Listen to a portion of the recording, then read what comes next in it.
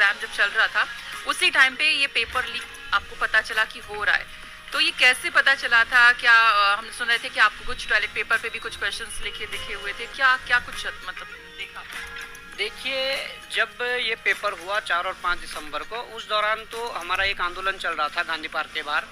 तो उस दौरान मोदी जी का भी 4 तारीख को देहरादून आना था, तो मुझे 3 तारीख को उठाकर सुधोवाला जेल के अंदर डाल दिया था और मैं 2 दिन जेल के अंदर था। तो मैं परीक्षा के जो 2 दिन जो घटनाएं होनी थी, जो पता चल जाना था कि पेपर कहाँ कहाँ रात को क्या हो रहा है, वो हमें नहीं हो पाया, परंतु डाउट पूरा था। इसके बाद जब 7 अप्रैल को रिजल्ट निकलता है तो उस सिलेक्टेड सूची में हम कुछ ऐसे नाम देखते हैं, वो चाहे दुबई से आए हुए पति पत्नी हो या कोई भाई बहन हो या कोई किसी पार्टी के पदाधिकारी हो या कोई प्रॉपर्टी डीलर हो, इस तरह के जब हमने नाम देखे, क्योंकि छोटा प्रदेश है, हम आपस में लगभग लोगों को जानते हैं। तो उसके बाद जब ऐसी चीज़ें आई तो हमने आवाज़ उठाई कि इसमें गलत हुआ है और आप इसकी जांच करवाइए। आयोग ने इस चीज़ को नकार दिया, सिरे से नकारा कि ऐसा कुछ नहीं है और बड़े सुचिता के साथ, बड़े पारदर्शिता के साथ परीक्षा हुई है। हमने बड़ा प्रेशर बनाए रखा और हमने चीज़ें दी। हमने कुछ पहले संदेह के आधार पर कुछ चीज़ें दी, उन्होंने उस चीज़ को नकारा और उन्होंने डायरेक्ट डीबी के लिए कॉल करवा दिया। और डीबी के लिए कॉल करवाने का मतलब है कि आप डॉक्यूमेंट वेरिफिकेशन करवा रहे, तो ज्वाइनिंग की तैयारी थी। इसी बीच हमारे पास एक स्क्रीनशॉट हाथ लगता है जिसमें कि जिन्होंने हमें स्क्रीनशॉट दिया उन्होंने कहा कि पेपर 4 दिन पहले बाहर आ चुका था। अगर 4 तारीख को पेपर था तो 31 को बाहर आ चुका था।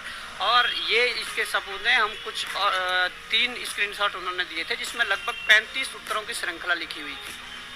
तो जब 65 ये उत्तर सामने आ गए थे तो उन्होंने ये भी कहा कि ये आप रखिए और इसको ना सोशल मीडिया पे डालिए ना मीडिया में दीजिए, आप जाके आयोग के अध्यक्ष को दीजिए।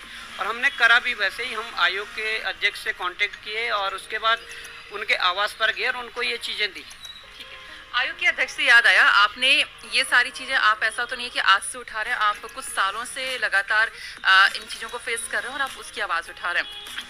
आपने जब ये आवाज़ उठाई थी तो हमने सुना था कि आपके ऊपर भी मानहानि का कुछ नोटिस आया था जब एस राजू अध्यक्ष के लिए आपने चीज़ें हुई थी, और अब जो चीज़ें सामने आ रही हैं तो कैसा लग रहा है? मतलब तब आप लग रहा है कि हाँ वाकई सही थे, मतलब सरकार को भी लग रहा होगा कि आप सही थे?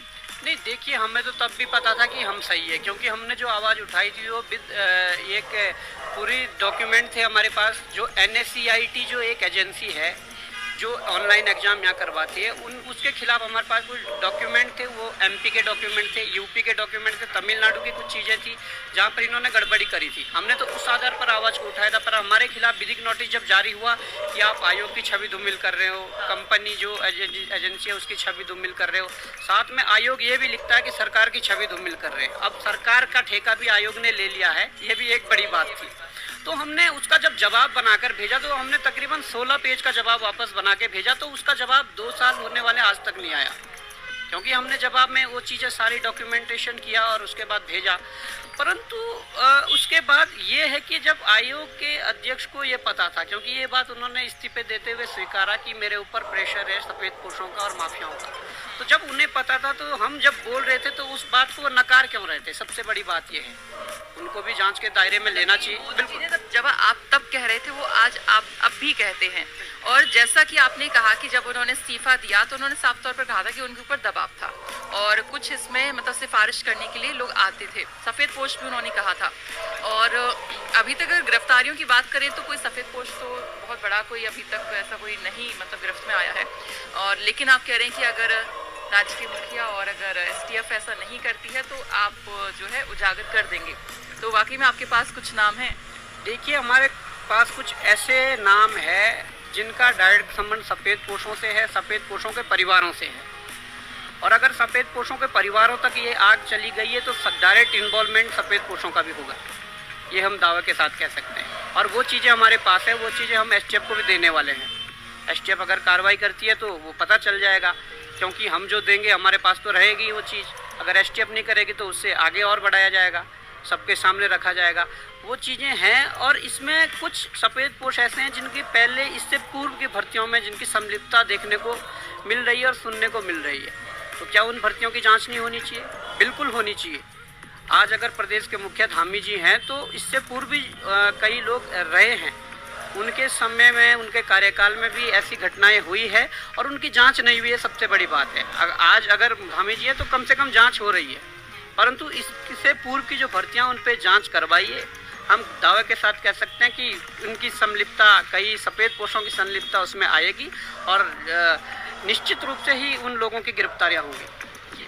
अभी आपने देखा कि 5 परीक्षाएं रद्द की हैं और आई थिंक उनके कुछ के परिणाम भी नहीं आए थे, सिर्फ वो एग्ज़ाम हुए थे, तो उनको लेके क्या कहना है? आपको लगता है कि मतलब सरकार ने सही फैसला लिया है? देखिए, सरकार ने संदेह के आधार पर उन परीक्षाओं को रद्द करने की बात कही है, परंतु हम यह कहना चाहेंगे कि उनकी एक बार जांच हो। जिन परीक्षाओं में कोई गड़बड़ियां नहीं है, जो निर्विवादित परीक्षाएं हैं, उनको रद्द ना करके उनको आगे की प्रक्रिया उन पर करी जाए। परंतु जिन भी परीक्षाओं में गड़बड़ियां दिख रही है, क्योंकि RMNS जो सॉल्यूशन कंपनी है, जो छपाई का काम कर रही है, अब जो पेपर उन्होंने छापा होगा उनमें तो तहकीकात ढंग से करनी पड़ेगी।